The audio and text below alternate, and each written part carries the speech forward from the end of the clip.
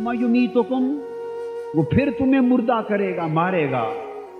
सुम्मा युहयीकुम, और फिर दोबारा तुम्हें जिंदा करेगा।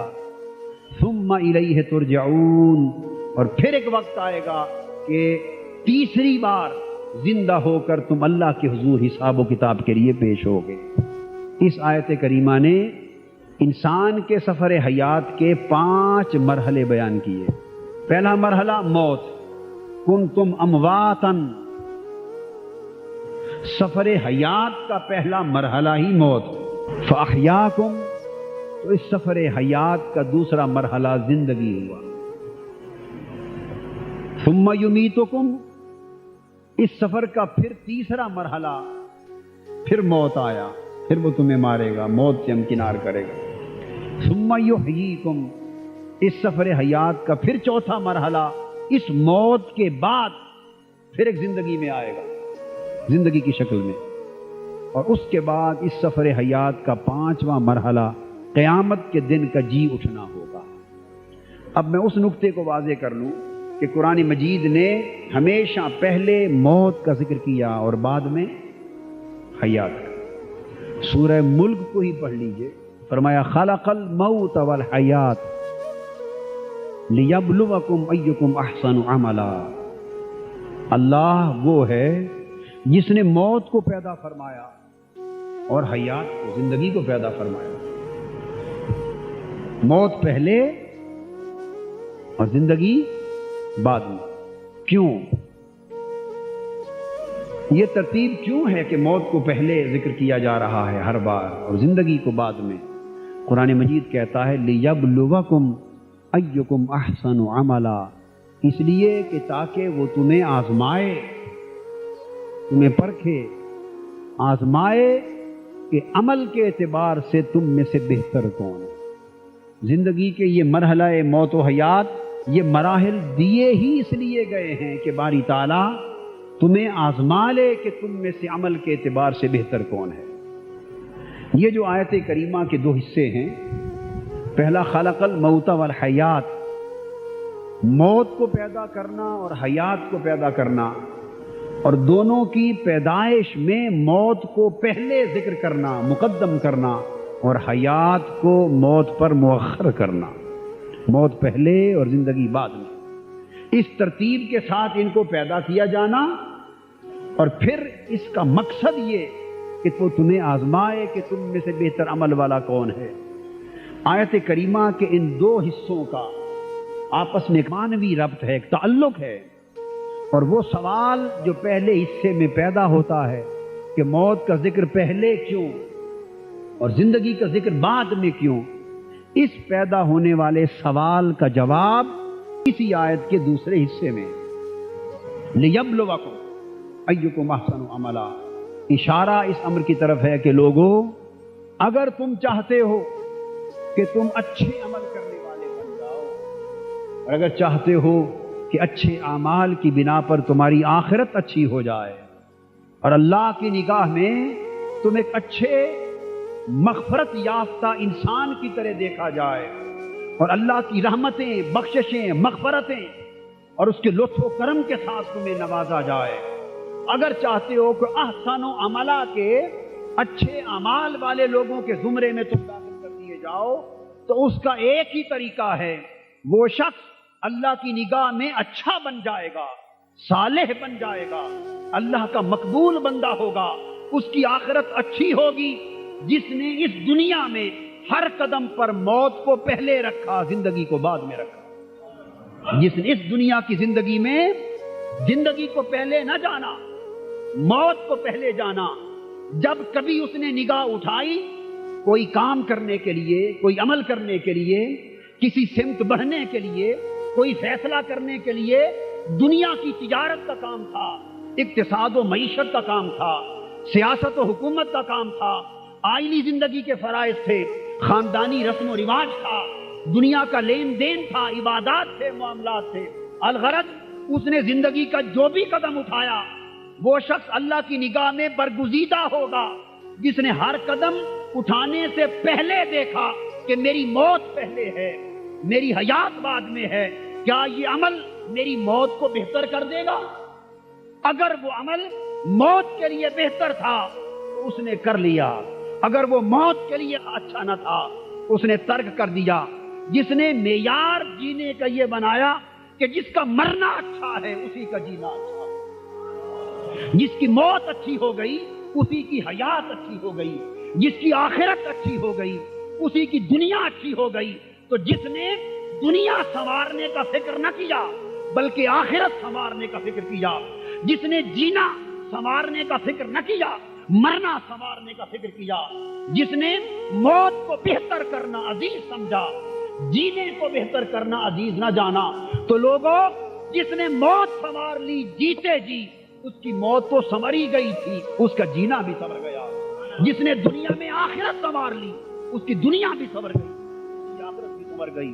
تو آخرت سنوارنے والے کی دنیا تو اللہ کی نگاہ میں اچھی ہے، مگر جس کی زندگی کا دار و مدار دنیا کی زندگی سنوارنے پر رہا وہ دنیا میں غرق ہو گیا اور دنیا اسے تباہ کر گئی، کس لیے کہ جب اس نے زندگی کو مقدم رکھا تو آخرت رہ گئی، آخرت سنور نہ سکی۔ تو آخرت سنوارنے والے کو دنیا کی بھلائی مل گئی، مگر دنیا سنوارنے کو جس نے مقصود جانا اسے آخرت کی بھلائی کبھی نصیب نہ ہو سکی۔ فرمایا احسن عملا کا معیار یہ ہے کہ جو شخص دنیا گزارتے ہوئے دن چڑھے رات چڑھے وہ یہ نہ سمجھے کہ یہ دن میری زندگی کا ہے، وہ سمجھے کہ شاید یہ دن میری موت کے استقبال کے لیے آیا ہے، رات کا اندھیرا چھائے، یہ نہ سمجھے کہ صبح زندگی کی طلوع ہوگی، وہ سمجھے کہ شاید یہ رات میری دنیا کی زندگی کے اختتام کے لیے آئی ہے۔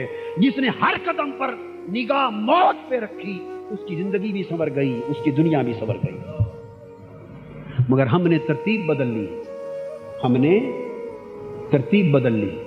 سیدنا امام حسن بصری رضی اللہ تعالیٰ عنہ نصیحت فرماتے تھے اپنے دوستوں کو، اور پہلے زمانے کے اولیاء کرام صلحاء نصیحت کرتے تھے کہ اے بندے جب تو کسی سے دوستی کرنے لگے، جب تو کسی سے دوستی کرنے لگے اور اس سے تعلق جوڑنے لگے اور اس کا ہم مجلس اور ہم نشیں، ہم مجلس اور ہم نشیں بننے لگے، تو آپ فرماتے کہ اس سے دوستی کا فیصلہ کرنے سے پہلے یہ سوچ کہ کیا اس کی دوستی تجھے آخرت میں کارآمد ہوگی۔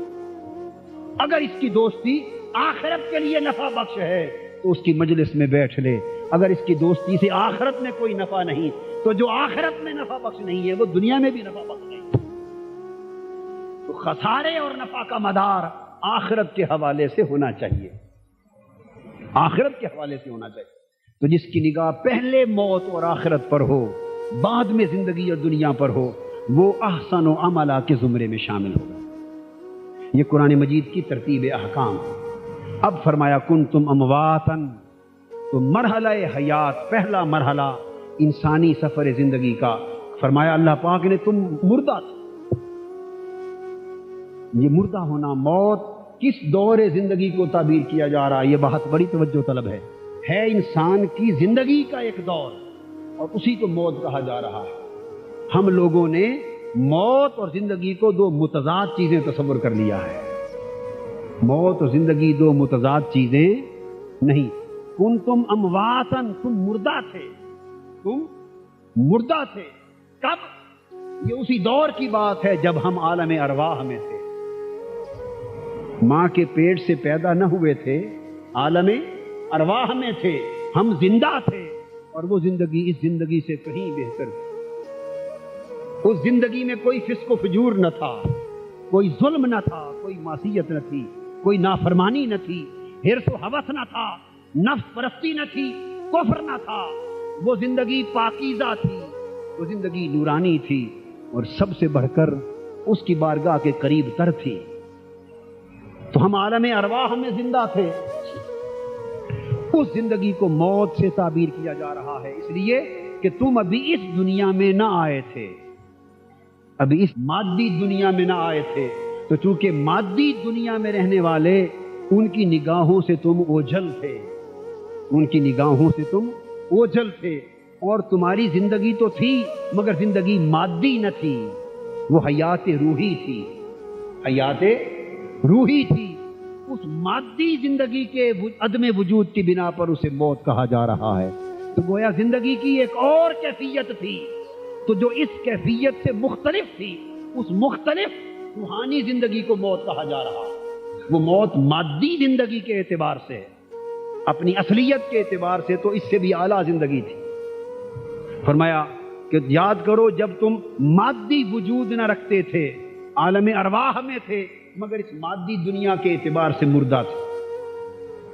فَأَحْيَاكُمْ، پھر اس نے تمہیں زندہ کیا، یعنی مادی زندگی عطا فرمائی، جسمانی زندگی عطا کی، روحی زندگی سے تمہیں منتقل کر کے بشری زندگی عطا کی، اس نے تمہیں زندہ کر دیا۔ تو اب یاد رکھ لیں، تو ایک زمانہ موت، یہ سب ہے سفر زندگی، اور سفر زندگی میں ایک دور کو موت کہا جا رہا ہے، بلکہ حقیقت تو یہ ہے کہ ایک دور اس سے بھی پہلے ہے، روحی زندگی سے بھی پہلے ایک دور گزرا ہے، مگر اس کا ذکر نہیں کیا، چونکہ وہ روحی حیات سے بھی قبل کا تھا اور بشری حیات سے بھی قبل کا تھا۔ اور وہ دور کیا تھا کہ جب انسان نہ عالم ارواح میں تھا نہ عالم شہادت میں تھا، انسان عالم علم الہی میں تھا۔ فرمایا حل اتی علی الانسان حین من الدہر لم یکن شیئا مذکورا، انسان پر ایک زمانہ ایسا بھی گزر چکا ہے جب وہ کوئی قابل ذکر شے نہ تھا، مگر وہ دور کس پر گزرا؟ انسان پر گزرا۔ تو پتہ یہ چلا کہ انسان تو تھا، حل اتی علی الانسان حین من الدہر، کہ انسان پر ایک زمانہ ایسا گزر چکا ہے، تو انسان تھا تو اس پر دور بھی گزر رہا تھا۔ اگر انسان ہی نہ تھا تو دور کس پر گزرا؟ قرآن کہتا ہے کہ انسان پر ایک دور وہ گزرا جب وہ قابل ذکر شے نہ تھا۔ تو پتہ چلا کہ وہ قابل ذکر شے نہ تھا، اس کی حیات مذکور نہ تھی مگر موجود تھی، مذکور نہ تھی مگر موجود تھی۔ یہ وہ دور ہے جب انسان اللہ کا راز تھا اور وہ علم الہی میں تھا، جس کی نسبت حدیث پاک میں آتا ہے الانسان سری وانا سرہ۔ اللہ فرماتے ہیں حدیث قدسی کہ انسان میرا راز اور میں انسان کا راز ہوں۔ وہ علم الہیہ اور اسرار الہیہ کے سمندروں میں غوطہ زن تھا۔ اس علمی وجود سے انسان کو عالم ارواح کے روحی وجود میں منتقل کیا، اور روحی وجود سے انسان کو اس دنیا کے بشری وجود میں منتقل کیا۔ اب یہاں سے ذکر ہو رہا ہے ہمارے سفر زندگی کا۔ تو فرمایا تمہیں موت سے حیات بخشی، پیدا ہوئے تو مادی زندگی کا آغاز ہوا۔ تو سمجھ لیں لوگوں کہ گویا تمہاری زندگی کی ابتدا اب نہیں ہوئی، زندگی تو بہت پہلے سے چلی آ رہی ہے، اور مرحلہ وار تم ایک دور سے اگلے دور میں، پھر اس دور سے اگلے دور میں منتقل ہوتے چلے جا رہے ہو، اور منتقل ہوتے ہوئے تم بطن مادر کے ذریعے اس دنیا کی مادی زندگی کے دور میں آ گئے۔ تو یہ تمہاری پہلی موت ختم ہوئی اور پہلی حیات آ گئی۔ پیدائش کے وقت تمہاری پہلی موت بولیے ختم ہو گئی، کیونکہ پیدائش نے موت کو ختم کر دیا، اور پہلی پیدائش آ گئی، اور پیدائش کے بعد دوسری حیات شروع ہو گئی۔ اب اس سفر زندگی کی پہلی حیات شروع ہوئی، مادی دنیا کی زندگی۔ پھر اس زندگی کا زمانہ کسی کو 30 برس نصیب ہوا، کسی کو 40، کسی کو 100 برس، کسی کو 60-70 برس، یہ عرصہ حیات نصیب ہوا۔ اے ناداں انسان، یہی راز سمجھنے والا ہے کہ یہ جو وقت ہم دنیا میں گزار رہے ہیں یہ ہماری حیات نہیں ہے، اس کا ایک عرصہ حیات ہے، یہ زندگی کا ایک معین زمانہ ہے۔ اس کو اجل کہہ کے بھیجا ہے، ایک وقت مقرر کہہ کے بھیجا ہے، ایک مقرر دور کے لیے زمین پر بھیجا ہے۔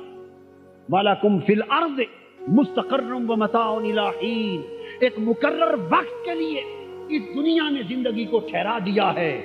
اس سفر حیات کا دوسرا مرحلہ ہماری یہ مادی زندگی آ گئی، اور انسان یہ نادان ہے کہ اس نے چونکہ نہ پیدائش سے پہلے کا سفر حیات دیکھا، نہ مرنے کے بعد کی زندگی دیکھتا ہے، اس لیے وہ سمجھ رہا ہے کہ شاید پیدائش سے پہلے بھی کوئی زندگی نہیں اور مرنے کے بعد بھی کوئی زندگی نہیں۔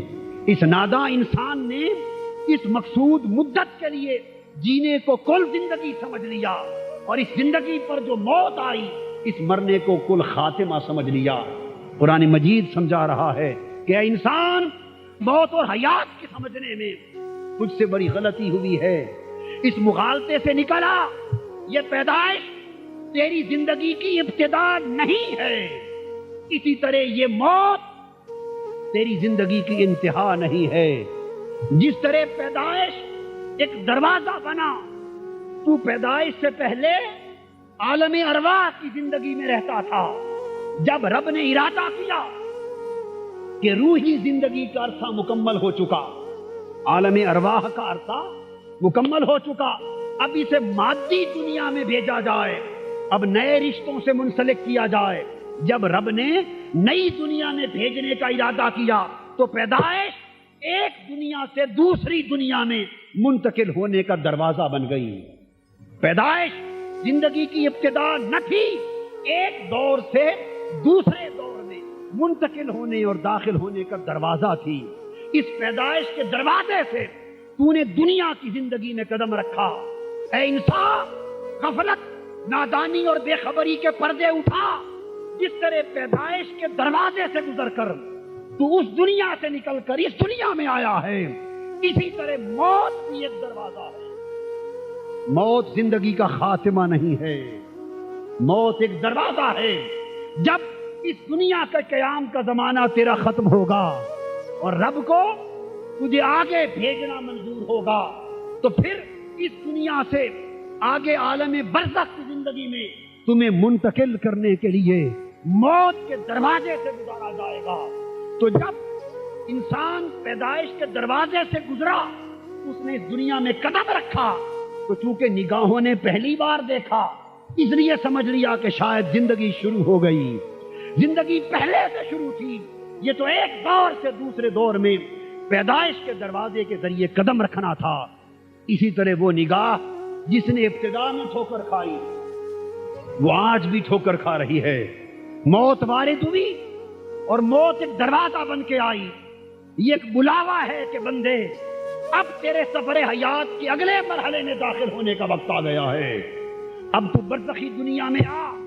موت کا پھر دروازہ کھلا، پھر دروازہ کھلا۔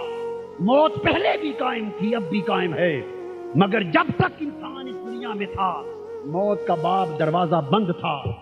جس کا وقت اگلے جہان کے سفر کا آ گیا اس کے لیے موت کا دروازہ کھلا۔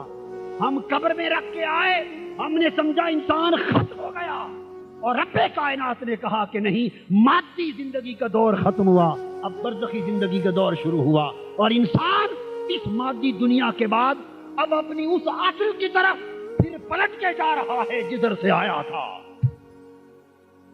جس رب کی قربت کی دنیا سے آیا تھا، جب تک دنیا میں آتا رہا وہ دور سے دور تر ہوتا گیا، اور موت تو نعمت بن کے مومن کے لیے آ گئی کہ پیدائش نے اسے رب سے دور کر دیا، موت سے پکڑ کے اسے پھر رب کے قریب کر دیا۔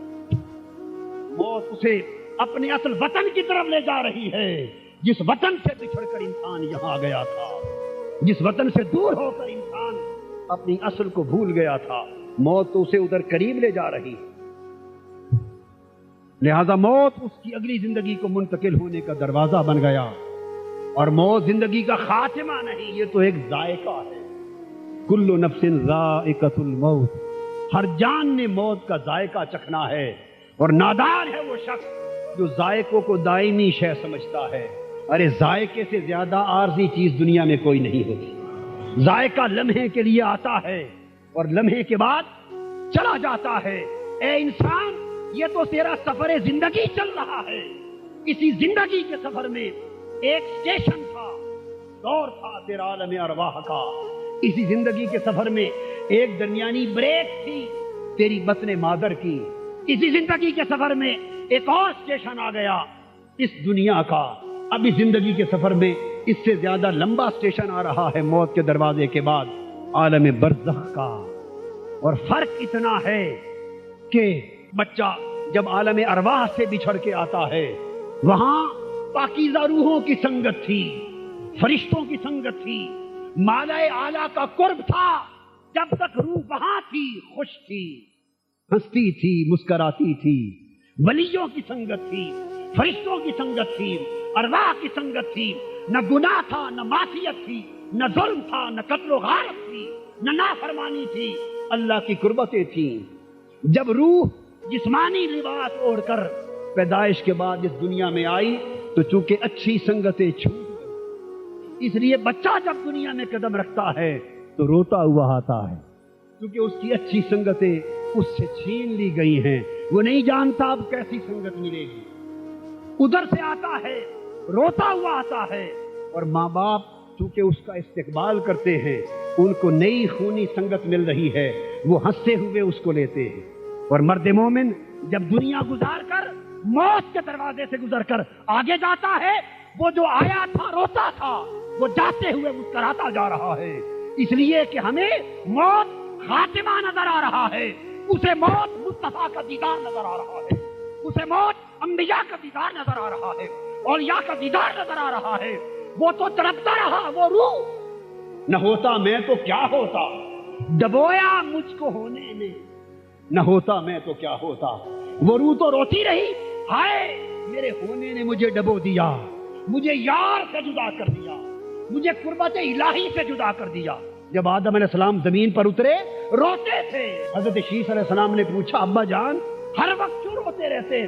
फरमाया, बेटे पहले तो नदामत पे रोता था, पहले तो नदामत पे रोता था, वो माफ हो गई, वो बात माफ हो गई, अब इसलिए रोता हूं कि वो संगतें याद आती है, वो कुर्बतें याद आती है, अनवारे इलाहिया याद आते हैं, रब की बारगाह में सुबह शाम उसके करीब होकर मुनाजात करना याद आता है। उससे मालूम हो गया। रब्बे कायनात ने फरमाया, फरिश्तों के से जाओ एक जन्नत का खेमा नस्ब कर दो, जन्नत का पत्थर दे दो, ए आदम इस पत्थर पे बैठा कर, खेमे में रहा कर, एक जन्नत की याद दुनिया में मुंतकिल कर देते। रूह दुनिया में आई, मोमिन की रूह रोती रही कि हाय कब वक्त आएगा कि फिर मेरा सफर वतन की तरफ शुरू होगा। हम इस वक्त वतन से दूर बैठे हैं और हम असल वतन को भूल गए। वो हमारा देश था, ये परदेश था इंसान, ये तेरा परदेश।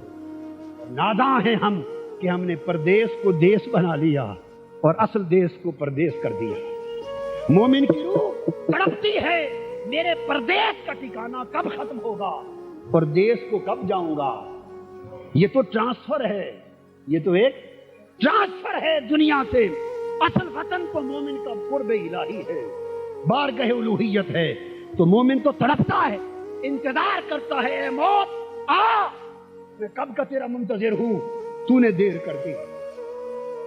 मोमिन मौत से प्यार करता है, वो कहता है मौत आ, मैं दूरी की जिंदगी गुजार रहा हूं, हिज्र फिराक की जिंदगी गुजार रहा हूं, ए मौत आ, ताकि जल्दी से तेरे दरवाजे से गुजरूं और वो पर्दे जो आज तक नहीं उठे वो उठा दिए जाएं, और वो लम्हा जल्द नसीब हो कि फरिश्ते पूछे बता ये कौन है, और मैं कहूं इसी यार की खातिर तो मर के यहां तक,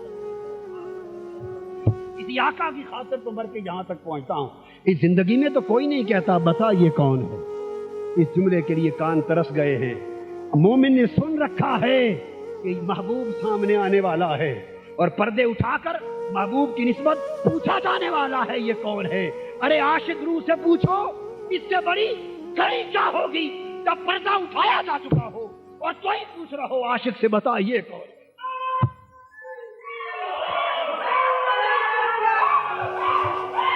तो लोगों, पैदाइश जिंदगी की इब्तिदा नहीं है और मौत जिंदगी की इंतहा नहीं है।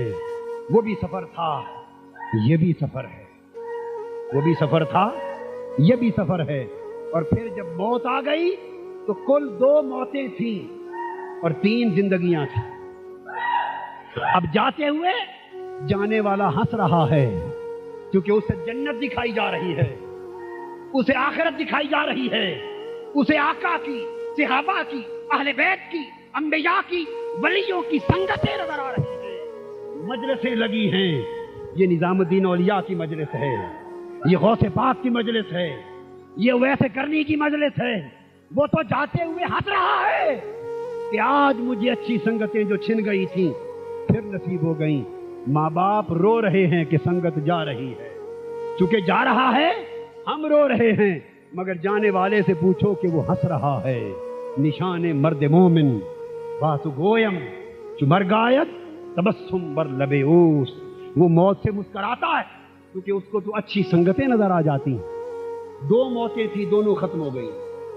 کنتم امواتن فاحیاکم، پہلے موت تھی، اس موت کو پہلی زندگی نے ختم کر دیا. پہلی زندگی نے ختم کر دیا. ثم یمیتکم، پھر دوبارہ موت آئی. یہ موت جو جس کا منظر آج ہم دیکھ رہے ہیں، دیکھنے والے ہیں اور ہر روز دیکھتے ہیں. اس موت کے بعد ہم نے جنازہ پڑھا، تدفین کر دی، قبر میں دفن کر کے آ گئے. ناداں انسان سمجھا کہ قبر میں دفن ہوتے انسان ختم ہو گیا.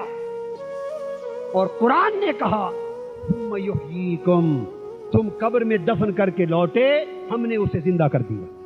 اور حدیث پاک میں ہے ابھی پلٹنے والوں کے قدموں اور جوتوں کی آہٹ بھی وہ قبر میں لیٹا ہوا سنتا ہے کہ فرشتے آ جاتے ہیں اور سوال و جواب ہوتے ہیں. سوال و جواب مردوں سے نہیں ہوتے، زندوں سے ہوتے ہیں. سننا، جواب دینا مردے کا کام نہیں، یہ زندہ کا کام ہے. اگر مرنے کے بعد زندگی نہ ہوتی تو اس سے کوئی سوال نہ ہوتا، وہ کوئی جواب نہ دیتا، اسے کوئی ثواب نہ ہوتا، کوئی عذاب نہ ہوتا. یہ قبر کے سوال و جواب اور قبر کا ثواب و عذاب اس بات کی بین دلیل ہے کہ موت ایک دروازہ تھا. جب تک وہ دروازے سے گزرتا رہا موت وارد رہی. بس دروازے سے گزر کے قدم اگلے جہان میں رکھا، پھر زندہ ہو گیا. ایک نئی زندگی کا آغاز ہو گیا.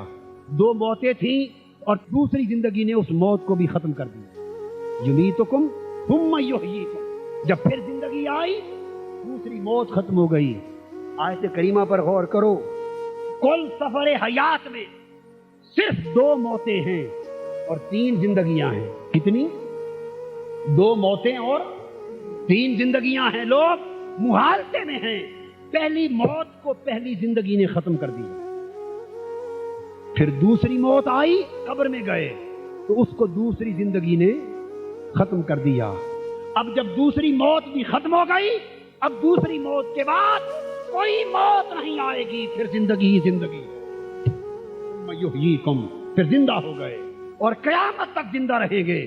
ثم الیہ ترجعون، قیامت کے دن زندگی کی تیسری شکل ہوگی، اٹھائے جاؤ گے اور وہ ابد الآباد تک کی زندگی ہو گئی. وہ لوگ ناداں ہیں جو اس بات میں جھگڑے کرتے پھرتے ہیں اور مناظرے کرتے پھرتے ہیں اور لوگوں کو فکری انتشار میں مبتلا کرتے پھرتے ہیں کہ مرنے والے مر گئے، زندہ ہیں یا نہیں، نبی زندہ ہیں یا نہیں، ولی زندہ ہیں یا نہیں، شہید زندہ ہیں یا نہیں. ارے ناداں، تو شہید کی زندگی پوچھتا ہے، تو ولی کی زندگی پوچھتا ہے، تو نبی کی زندگی پوچھتا ہے. قرآن گواہ ہے، کوئی مومن ہے یا کافر ہے، جب مر کے قبر میں گیا ہر کوئی زندہ ہو گیا. اب قبر کے بعد موت ہے ہی نہیں. تو یہ تو ایک عام شخص کی بھی زندگی ہے. شہید کی زندگی اس سے اونچی، ولی کی زندگی اس سے اونچی، نبی کی زندگی اس سے اونچی. پھر تو موت ہے ہی نہیں، موت منسوخ ہو گئی. اس کے بعد زندگیوں کے دور ہیں. تو برزخ کی زندگی طویل زندگی ہے. یہ موت کی گھڑی ہمیں سفر کی یاد تازہ کرا رہی ہے کہ انسان تو جہاں سے آیا ہے اب اسی طرف پلٹنے کا تیرا سفر شروع ہو گیا. موت وطن کی طرف لے جا رہی ہے. اس لیے مسلمان کے لیے موت ایک فطری جذبے کی حد تک غم اور سوگ کا باعث ہے. غم اور سوگ کا باعث فطری جذبے کی حد تک ہے، مگر اسے وارد کر لینے کی اجازت مسلمان کو نہیں ہے. اس لیے کہ اس کا غم ہے مرنا، مگر مرنے والے کی خوشی. اس لیے فرمایا جب مرنے والا مر جائے اس کے جنازے میں دیر نہ کرو، اس کی تدفین میں دیر نہ کرو. کہ مومن روح پریشان ہوتی ہے، اذیت میں رہتی ہے کہ مجھے تو رب کائنات نے بلایا تھا، اگلی سنگتیں انتظار کر رہی ہیں اور تم مجھے ان سنگتوں سے ملنے میں دیر کر رہے ہو. تو مومن کا جینا مرنے کے لیے ہے اور اس کا مرنا جینے کے لیے. جینا مرنے کے لیے ہے اور مرنا اگلے جینے کے لیے ہے. اس لیے علامہ نے کیا خوب کہا، کون کہتا ہے کہ مومن مر گئے، قید سے چھوٹے وہ اپنے گھر گئے.